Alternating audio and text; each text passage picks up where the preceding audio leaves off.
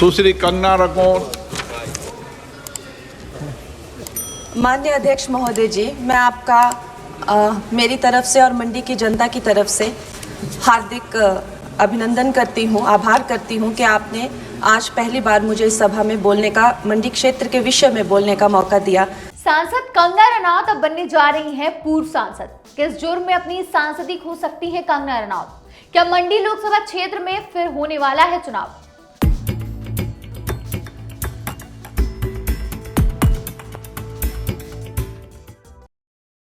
मुझे लगता है कि कंट्रोवर्सी और कंगना रनौत का जन्म पुराना रिश्ता है। कभी मीडिया से पंगा ले लेना, कभी पूरे बॉलीवुड से झगड़ा मोल लेना।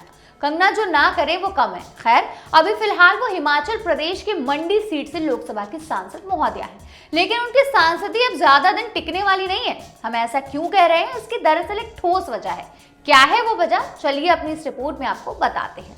नमस्ते, मेरा नाम आमिना है और आप देख रहे हैं आपकी खबर। आपको याद होगा कि अभी पिछले महीने ही कंगना रनौत को चंडीगढ़ एयरपोर्ट पर थप्पड़ मारे जाने का मामला सामने आया था। सीआईएसएफ की एक महिला कांस्टेबल ने कंगना को थप्पड़ मार दिया था।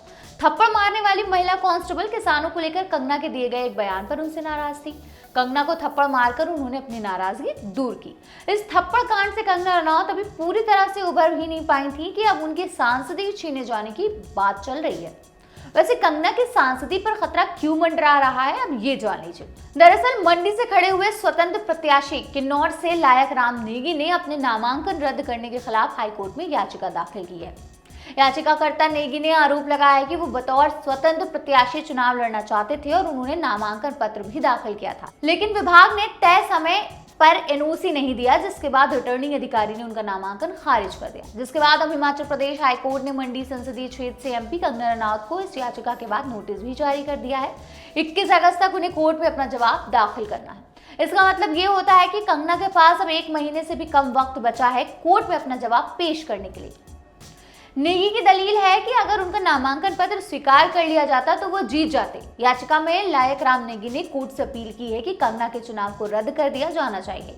उन्होंने मंडी सीट पर दोबारा चुनाव कराने की मांग की है। नेगी ने आगे कहा कि नामांकन के दौरान उनसे कहा गया कि सरकारी आवास को लेकर जारी बिजली, पानी और टेलीफोन के न्यू ड्यूज सर्टिफिकेट भी देने होंगे। उन्हें ये सर्टिफिकेट देने के लिए अगले दिन तक का समय दिया गया था।